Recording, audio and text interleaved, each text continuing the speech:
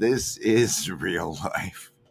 You're staring into your device, being an attentional node or communion of digitally. This is what you're really doing in your real life. These are actual human beings on the other side. There is no fourth wall. You've been under a spell. There is no audience.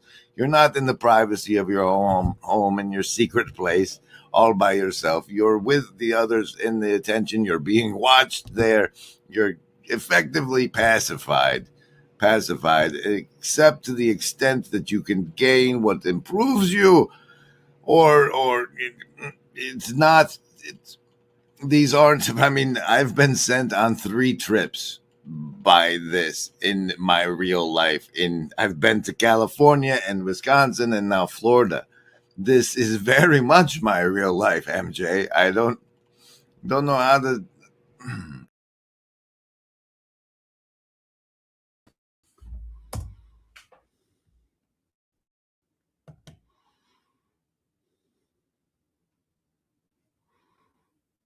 Hi. I don't know if my connection's good. I need to do something over YouTube quick to get this going.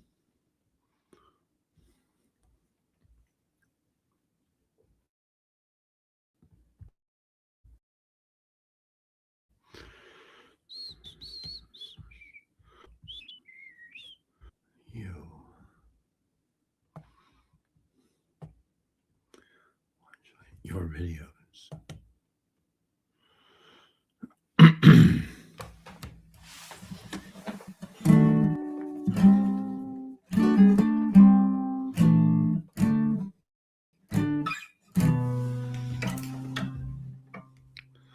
Live. Let's go live. We want to edit this details. Option analysis. Details.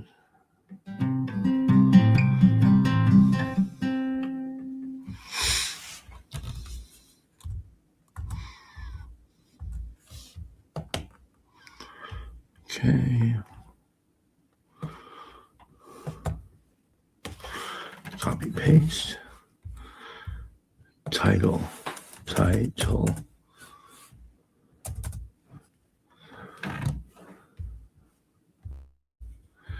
Okay, this should work.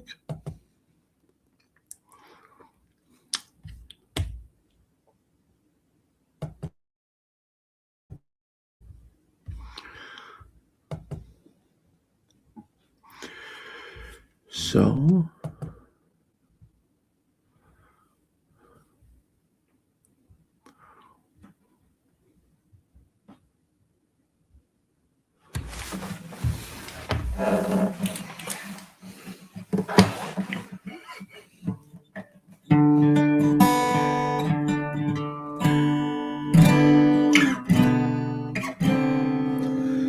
the link should be in the description. Oof. Sometimes YouTube is just bullshit. It says YouTube rejected your comment. This is fairly common when sharing a link. You may need to share the link another way. Sometimes it just lets you share the link. And then sometimes it's a bitch.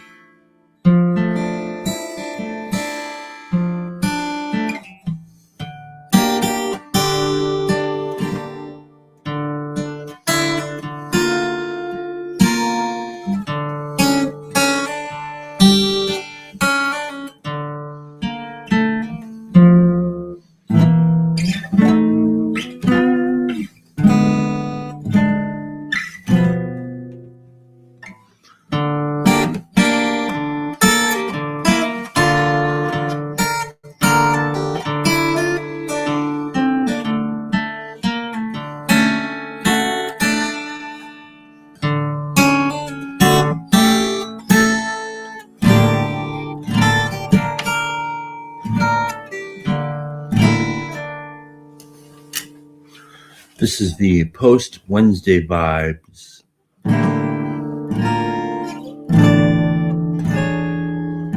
I think it's really interesting that we got Ezra Gio who plays, and I think it's cool because a couple reasons. I'm not crazy for wanting to do this. And then like Ezra brings a completely different kind of vibe, and like I love that. Like it actually kind of reminds me of when I was a kid. I had this pedal. It's called Digitech RP6. It was the RP6. It was before the RP7. But I loved that thing, dude. I mean, I just loved it. I got it for like my birthday when I was 12, maybe 13. And I would just plug my headphones into it and just play. And I would have all these really, like, so many effects. And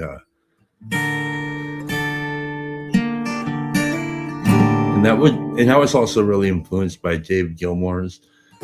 Well, I mean, I was influenced by a lot of people's stuff, but I really liked the idea of using guitar effects as a way to shape what I wanted to do. And then,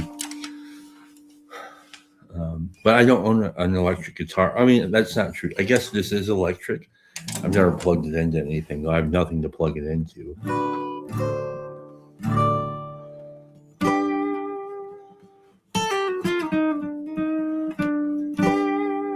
But, you know, when I was young, I would have loved to have had a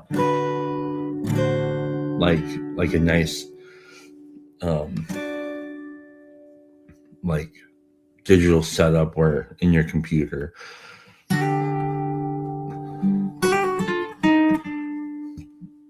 mean, that was the dream, right? But I don't have that dream anymore.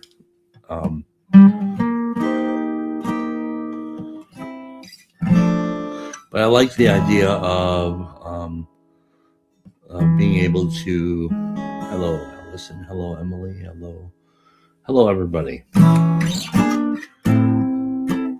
I do like the possibility of being able to have like a home studio where you can just do layers. You can have a nice grid with all the layers.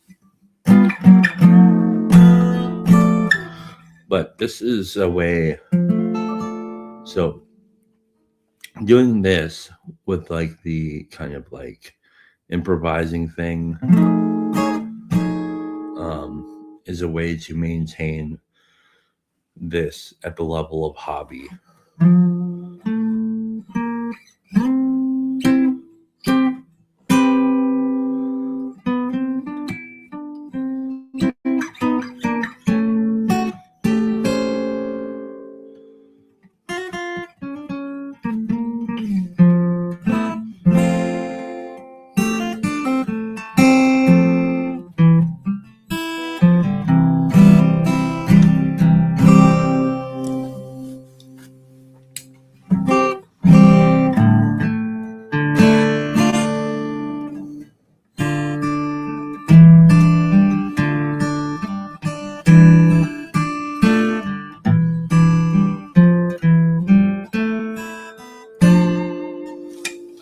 Again, if you want to come in, the link is in the description. Link. I could try this again, but it probably will do nothing. Does nothing. So, yeah, the link is in the description.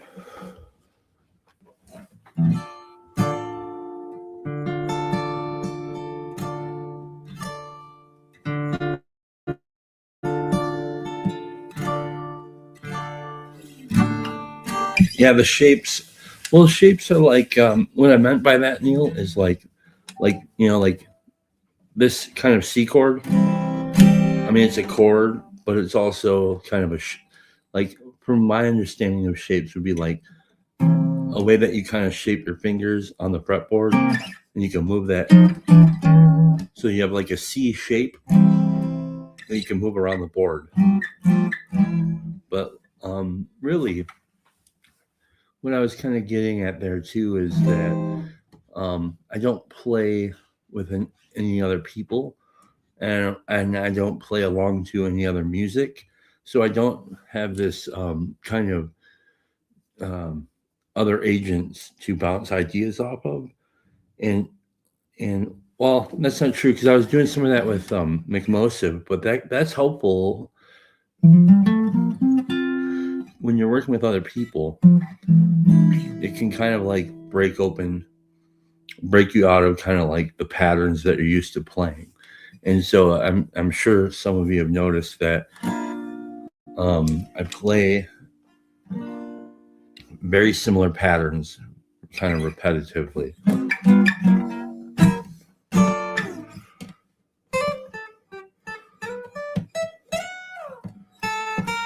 Like this.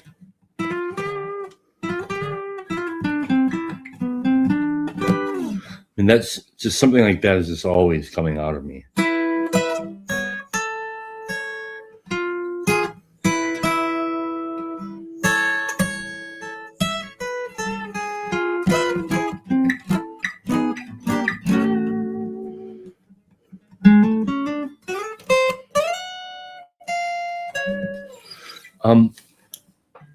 We didn't, not exactly. I mean, he played a song about a bird, and it was very good. And I got to play like a little pattern that I found in there that I really liked.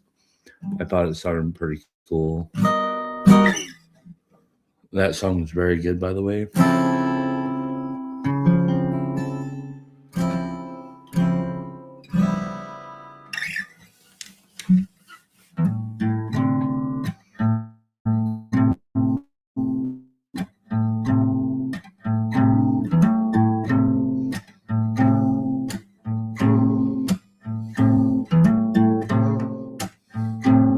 That's pretty fun.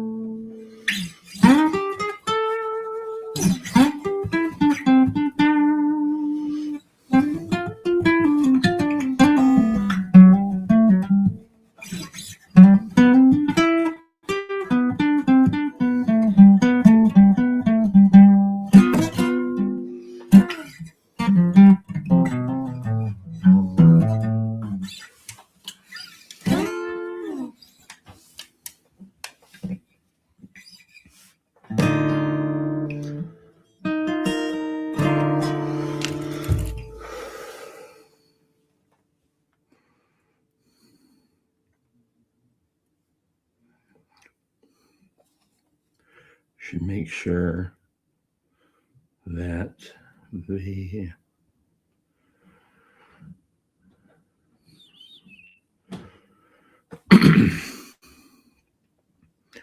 the link is in the description.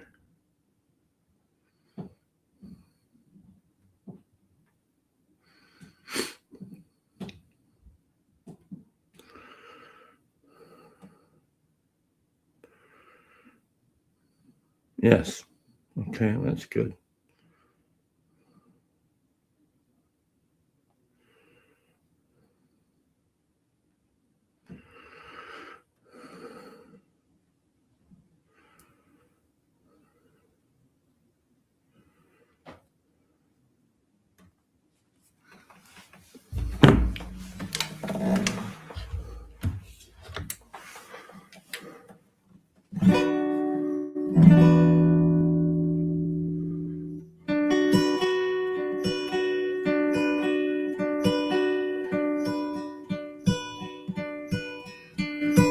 I know what you mean.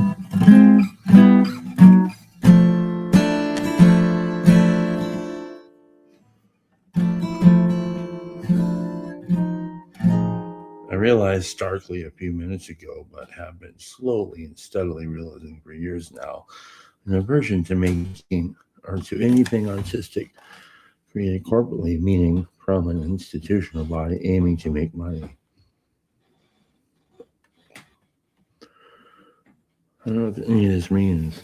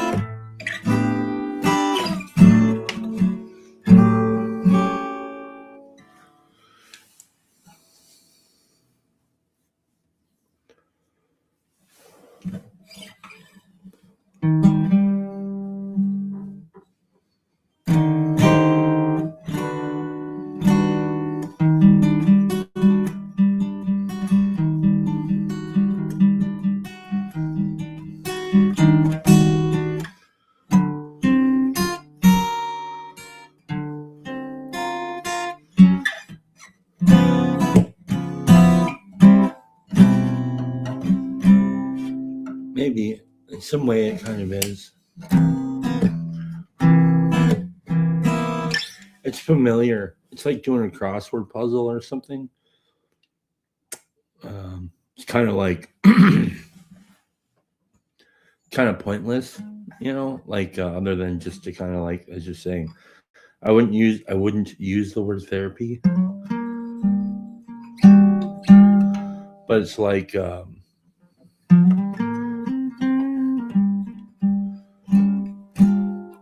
almost maybe like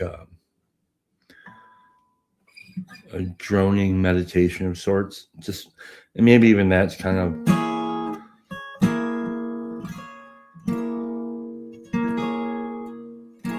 wrong word.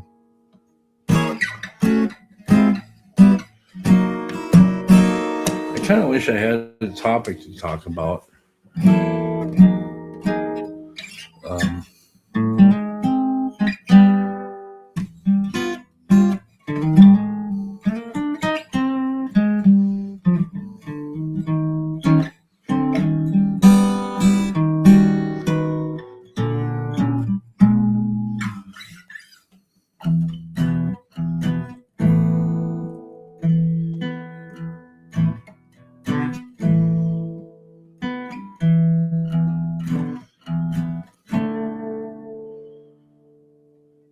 Topic: Grimm's Great Flashback Videos.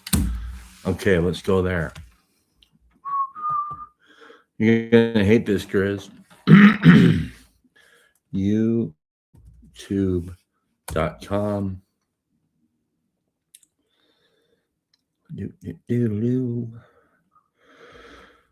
Graham Grizz. Graham Grizz. Oh. Let's do this. Let's see. Share screen.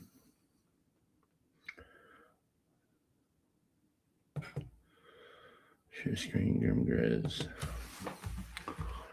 Share.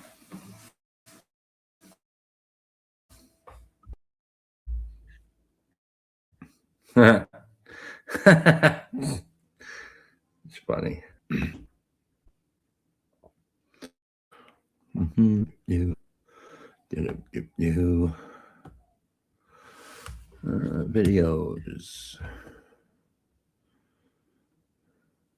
Videos. Let's go here.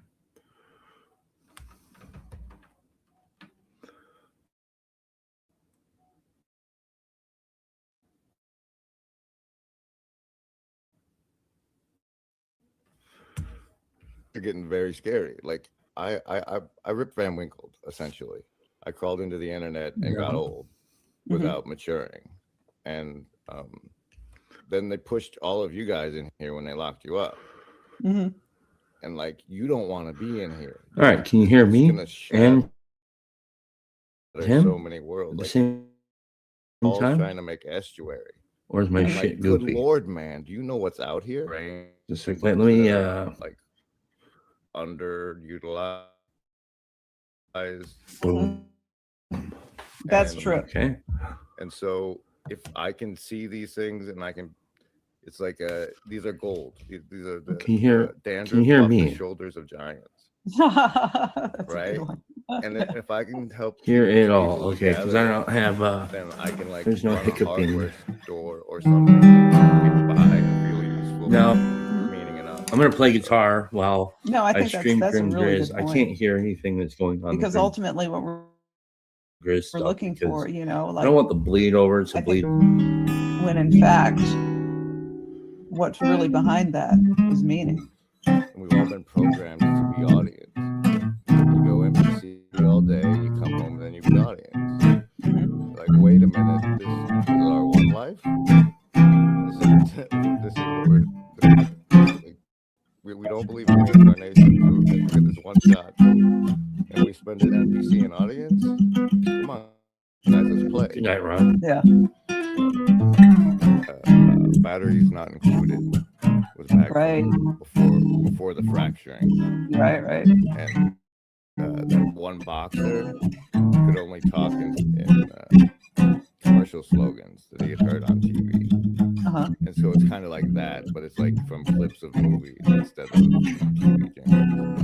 That's just how I think. The answer is paintball for Jesus. Yeah. Because like otherwise the kids are going to be getting that dopamine and excitement from standing in the room room swinging their arms around while they're alone. Mm-hmm. And we haven't had any good men for a really long time. Yeah. And I think having them shoot at each other while trying to live clean like Christ is our best bet to save our next generation. And but you know, who am I to sell it? Oh, nickel. Oh. Post-consciously, or are they kind of stream of consciousness in the moment is what you're kind of saying. So you've got a lot of unconscious forces working that synthesize really well. Is that what you would? The Legion? Yeah, the Legion's in The here. Legion. Tell me what do you mean by the Legion? Because I have my own idea of what that means. I mean, like I don't know how many of my videos you've seen, but some of them have really gone into how I think people are multiple. And that sure like, plays out in my work. So I'm interested in what you think, how you characterize that. Like if I believed there were competent professionals to talk to, I'd say, okay, look, what I think I have is screen-induced dissociative identity.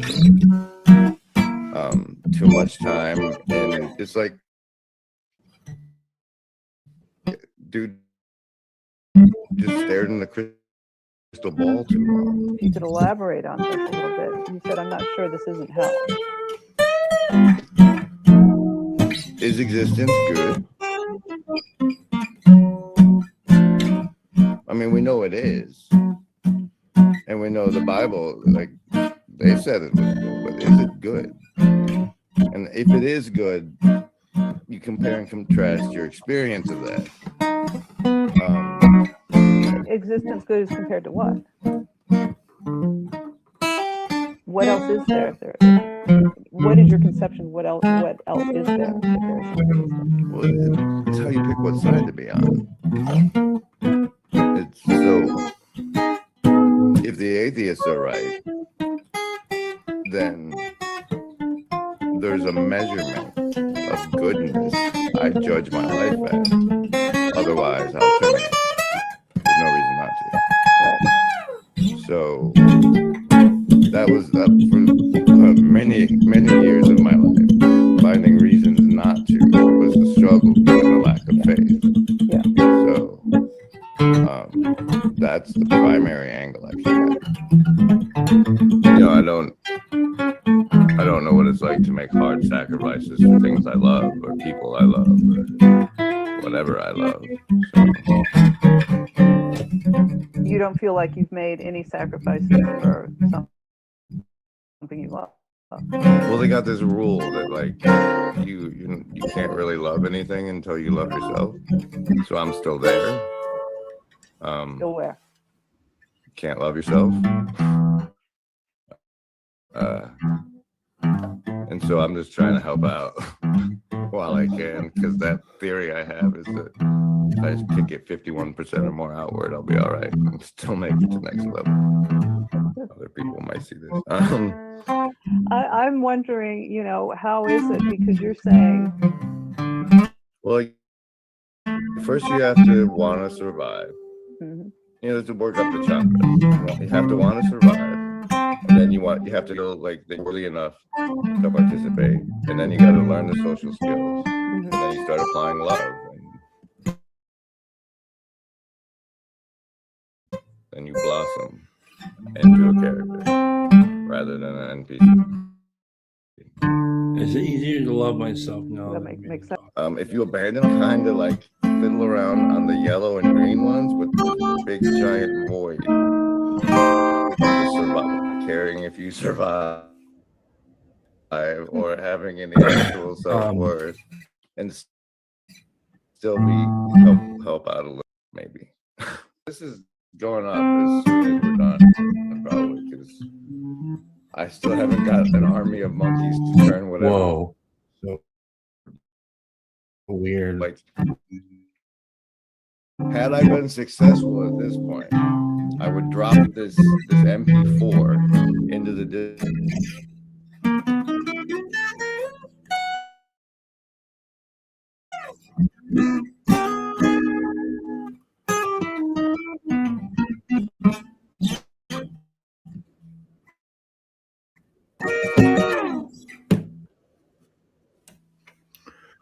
what's happening. I think I crossed the streams or something, man. Right? Your ego is just clenching a little too hard about how you're a piece of crap and you can't do it.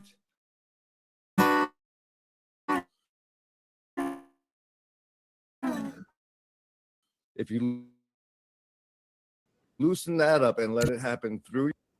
Right.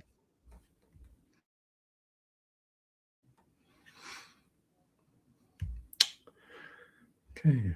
Well, there's that. I haven't watched any of them except for like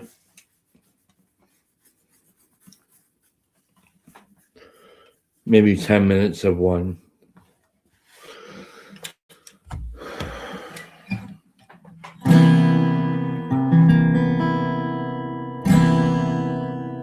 Yeah.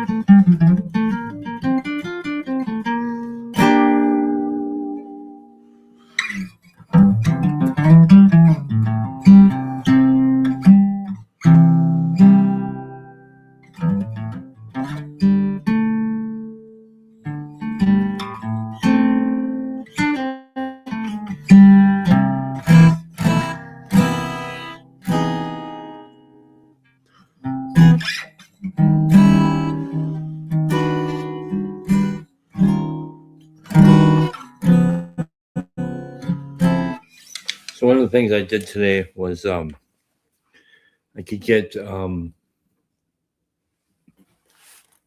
we have a wood floor that goes around our kitchen and our dining room, and it kind of comes around to where the hallway connects to the living room, and then across the living room there's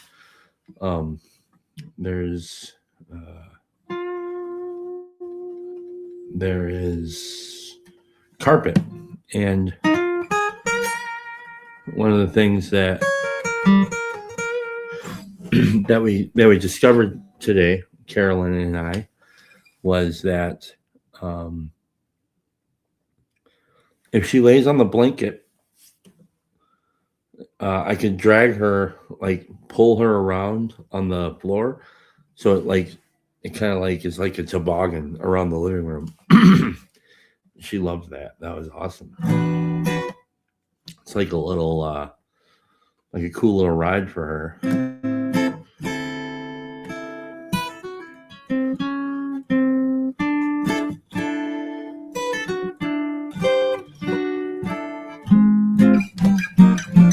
So that was fun to do.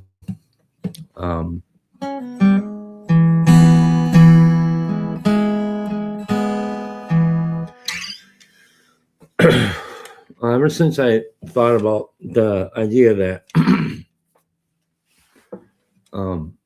I'll be 70 years old when Carolyn is 27, or maybe even 71 years old. I've been thinking a lot about that, and a lot about kind of what it means to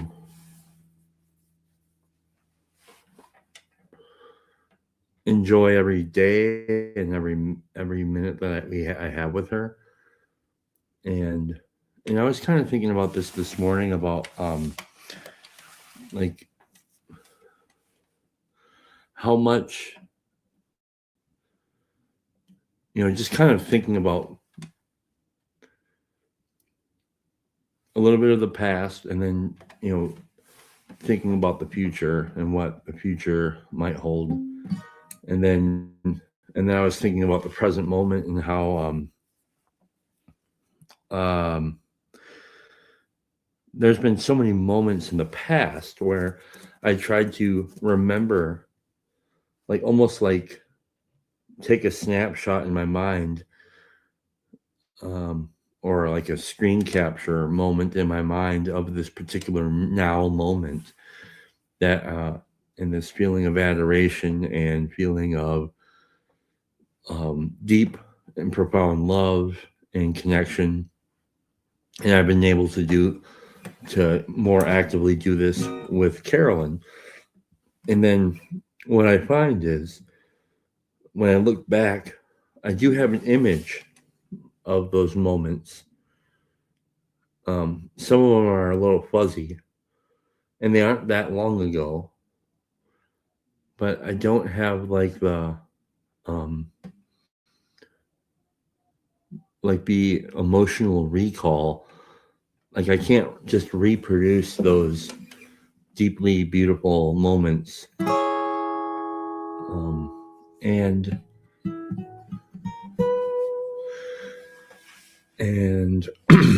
I think that's why the present is so important. The present moment is so important because it's so difficult to, and possibly maybe even impossible to regenerate those moments. And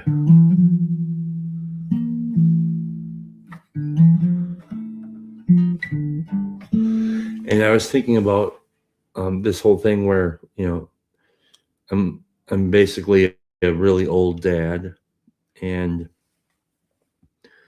I don't know if I'll ever meet my grandchildren, if there are any. And then I just think, like death is always kind of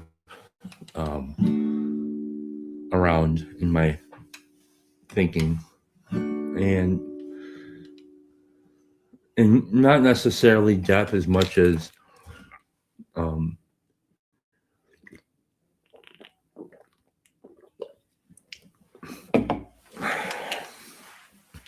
life.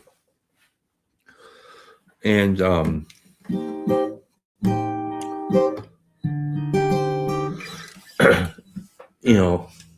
I really like the idea. I've heard people say they don't want to live forever, and I'm like, but I kind of do. Like, I kind of do want to live forever because I do enjoy living, as much as there are these difficult things that come along with life. I really do love life.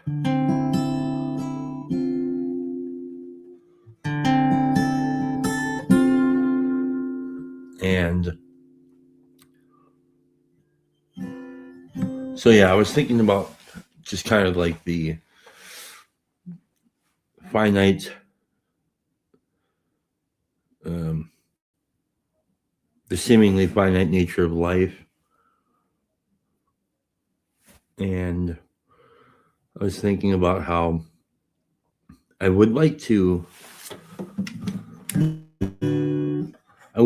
journal for Carolyn.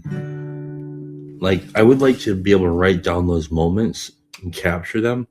But the second I want to sit down and write for her and try to tell her how I feel, like, I'd love to be able to like do all these different things. I'd like to be able to kind of like, if I imagine that I did have wisdom, I would like to be able to write down the wisdom and share with her. But I don't, when I sit down to try and write it, I don't seem to have it. And I actually think it's a lot more likely that I won't live until I'm 70. And so basically anytime between now and 70 and probably closer to now is when my life will end. That's how I feel. And that's heartbreaking because I want to see her blossom into this beautiful woman. But if that never happens, I got to meet this beautiful being.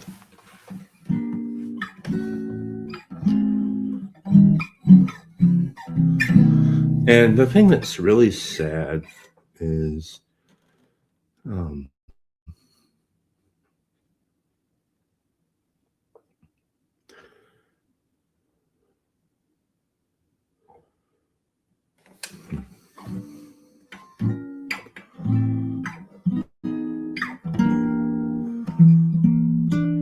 if I were to like kick the bucket tomorrow, she wouldn't even remember me.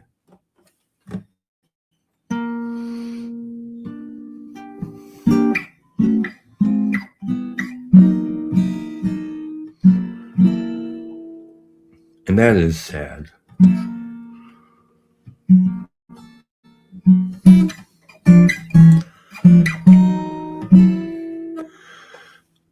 Rob, dude, I really appreciate you sharing with me on here. It's very nice. Thank you.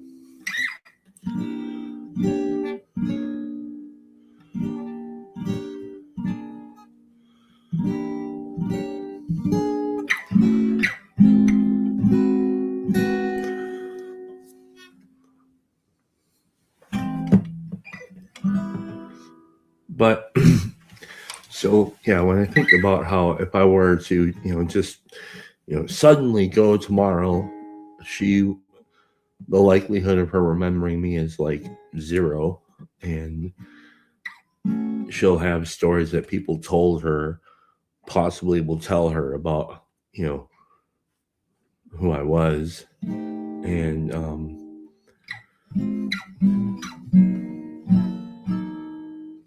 but it won't, and then she may or may not connect with it, it may just be like, yeah, okay, so that he was a guy who, that's weird.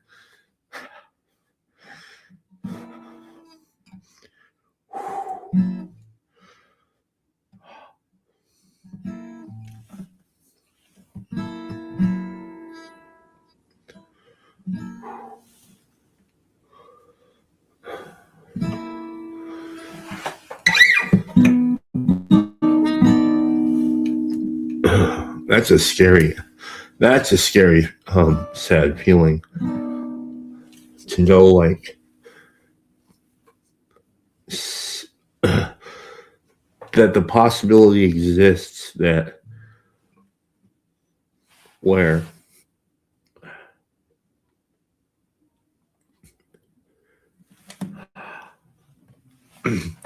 in my life I've had this experience of being able to feel so deeply loved, more than I even knew was possible. And the potential of that becoming transformed into the feeling for a stranger is like, it's really sad.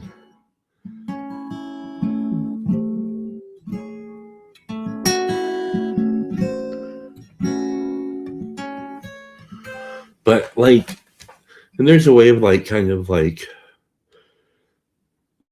thinking of it in like thinking of this all in like a cynical way, and it's not cynical. It's like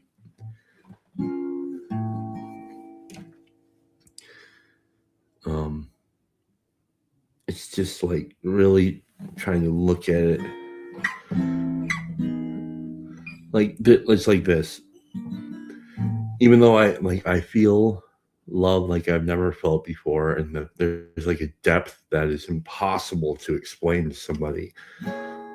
Like this, like it's like there's this infinite depth of love that my daughter has for me, and that I have for her. But and even though if I were to like somehow pass on tomorrow, and then by the time she's 5, 6 years old, 10 years old, she won't remember who I was, and it may not feel like a personal connection to her.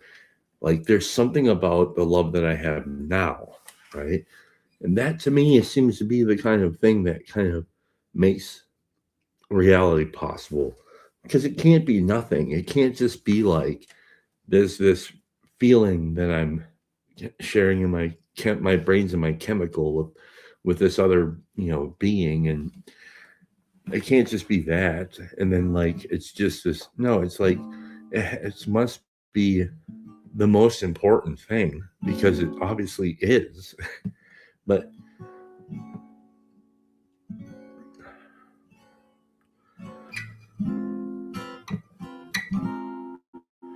yeah.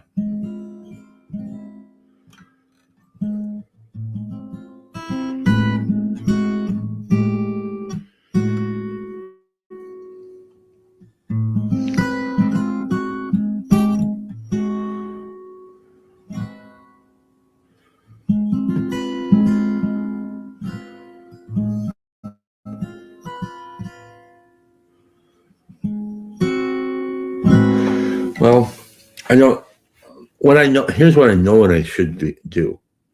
What I'm supposed to do is to be with and spend time with her and help her grow and just experience life with her. And and right now we were talking about umbrellas today and trying to teach her the word umbrella. And it's funny because like she won't say the word, but she'll go. So, and she'll like look at my mouth while I'm saying it, and she'll like move her mouth like that. And it's so, there's something so amazing about like this connection, this trust. And I still like when I look at her, there's a way that I can kind of like, I can in some sense remember what it was like to be a child. Like not like in this kind of like, it's like not in this like disconnected far away way. It's like I really see myself in her, and it's like it's wild. Like there are fundamental things about my inner life that I know that are impossible to describe to somebody else, and I see them in her.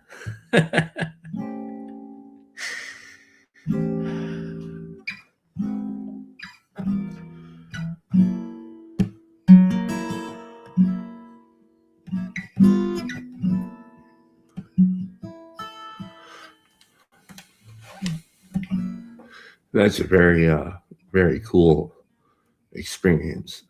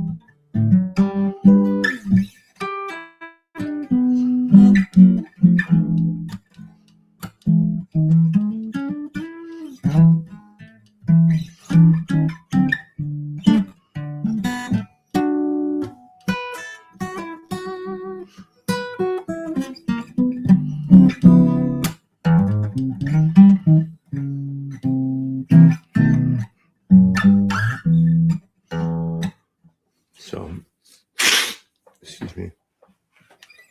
But yeah, I would like to. I need to intentionally. This is the thing about all the things that I think are important to do in life. Anything that's worthwhile or whatever. It like. Thank you. Thank you. It takes intentionality. So if I want to journal for her or somehow connect with her through, a journal or video stuff in a way that, and the purpose of that would be so that she knows that I really did love her, and that people, not just me, love her, and that they had deeply loved her.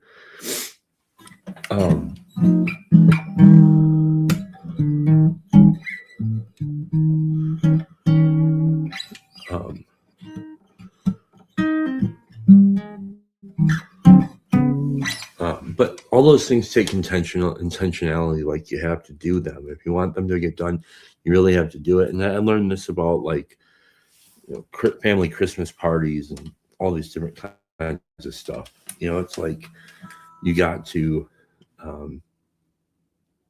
Nobody's going to do it. You can't wait for the other people in your family or whatever to do those things. You have to kind of do them.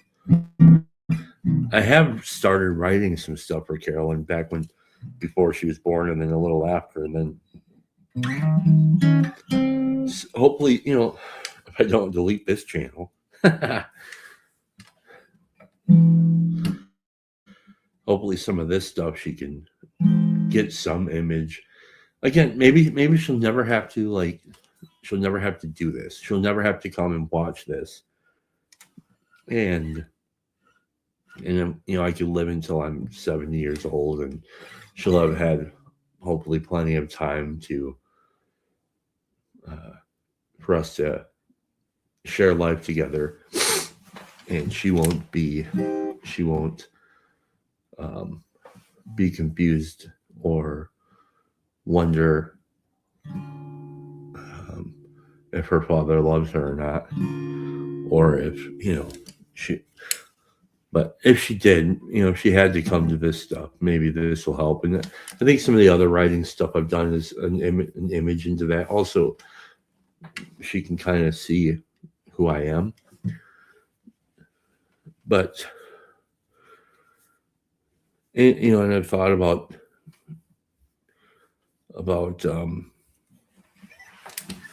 doing like an open journal in this way, but the one thing I didn't want to do about it is, like, I don't want it to be a pro publicity thing. It's like I would want it to be about what it's for, which is relationship, my relationship with her.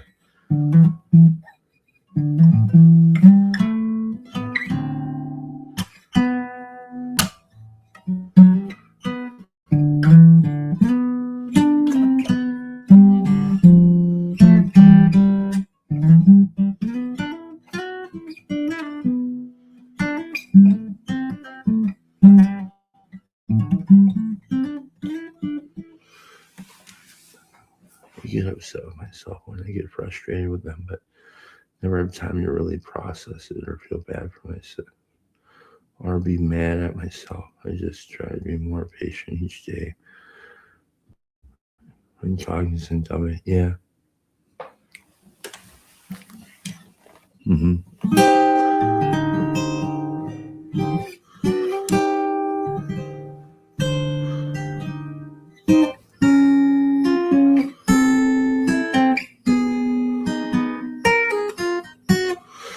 Yeah, and also the journal would be kind of like a self-rando, kind of.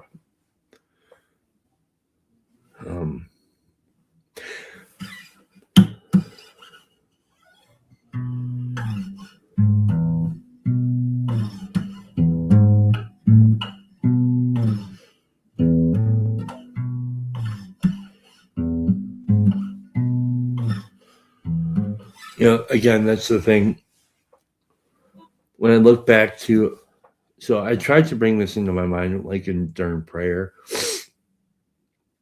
when I'm thinking of my family, in these prayers I'm doing, like I can bring to my mind the moment she came into the world, and then they put her over on the table over there, and she didn't cry the whole time she was in the hospital. And then I have a couple of other moments, like in the hospital, where when she was first sleeping, and she made like this kind of breathing noise that was really cute and beautiful. We have a video of that. That's really cool. And then, like, but I can't remember like the exactly how I was feeling in those moments. You know, it's hard to kind of like really remember that.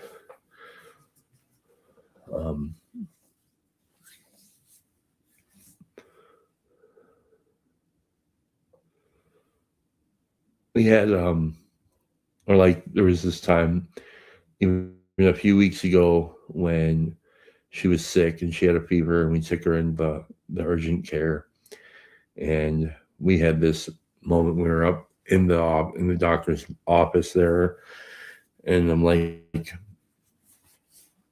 waiting to get out of there. So I'm like bored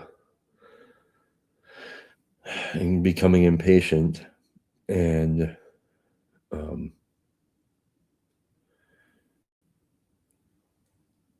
and then I was sitting there and I realized how beautiful this moment was. I was sitting and Anne was sitting next to me, leaning her head against me. Carolyn was in both of our laps, and Anne was singing this song to her. And even in that moment, and I was like, man, this is the most perfect moment. Just like, those are great moments.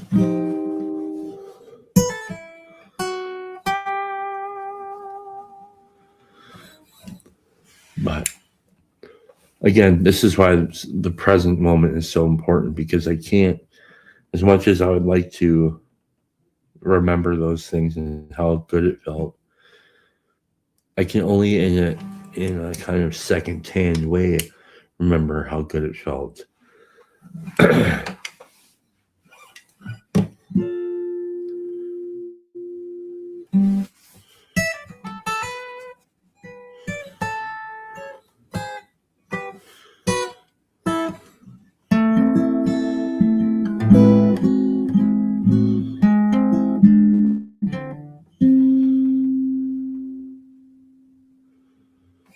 Wow.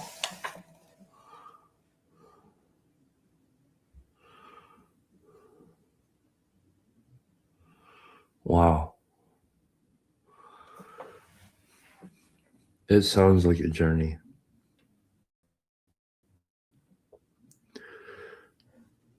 Yeah. I think about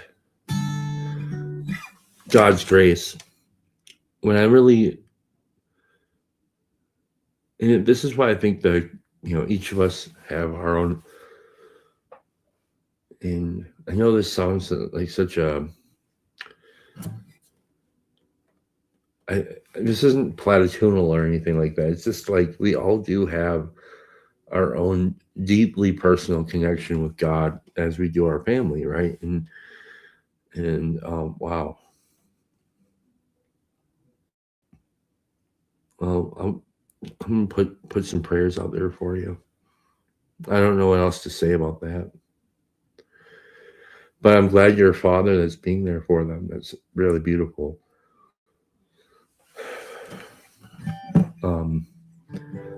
Like, and maybe even God's grace is in this context with you, Rob. Sounds like He knows exactly what you can do, right? He knows He's giving you the strength to do what you can do, and I think that's like, I look at my situation and Carolyn's situation. Carolyn has been the easiest child. When I see other babies and like I hear stories of other parents and how their children are really fussy or colicky or whatever, I just think, hey, thank God, like, because it's like God didn't give us any more than we could any more than we can really handle. You know what I mean? It's like the wisdom of God is so good, because like yeah, it's hard. I mean, even being around other children that are really fussy and stuff can be difficult for me. 'Cause I don't know how to like just shut off my anxiety when it starts to kick up. And so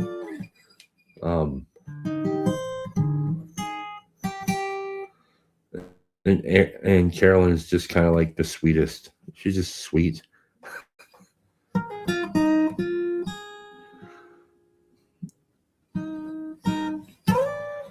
I think Carolyn will have all those traits. So she's already kind of has them. Like, it's funny because like I said, there's these kind of like, I can see a lot of her already. It's already there. And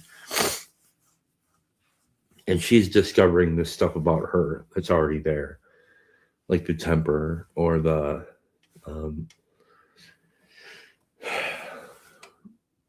like this kind of the center of attention. She can sense that she knows how to be funny. She knows that funny is like a currency.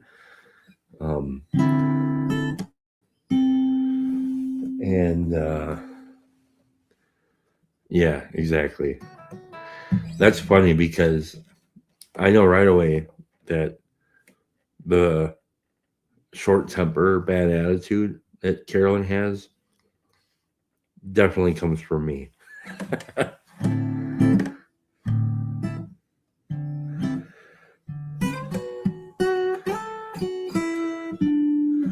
I joke that all of her good qualities will come from her mom, but that is a joke. I do have good qualities, and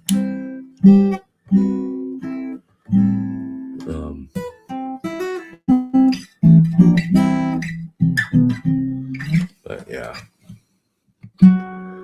Wow, it's 9:54.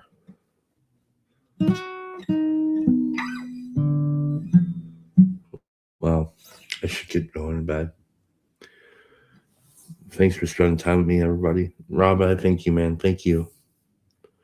I wish I knew your real name, but we'll stick with Rob. Thank you. God bless you and have a good evening. Sleep well. Probably see you guys tomorrow. Good night.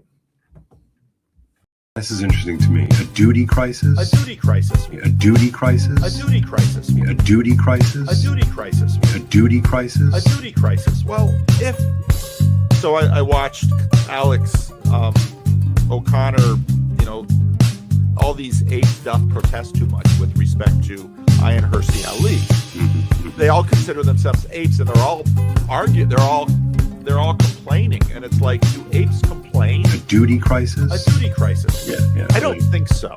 What does it matter to an ape? It doesn't matter to an ape, but they're all complaining about her, and part of the issue, and actually Sarah Hyder pointed this out in that trigonometry video. Yeah, that, excellent. That there's a thing called duty. That there's a thing called duty. And Lewis points this out with the atheists of his time.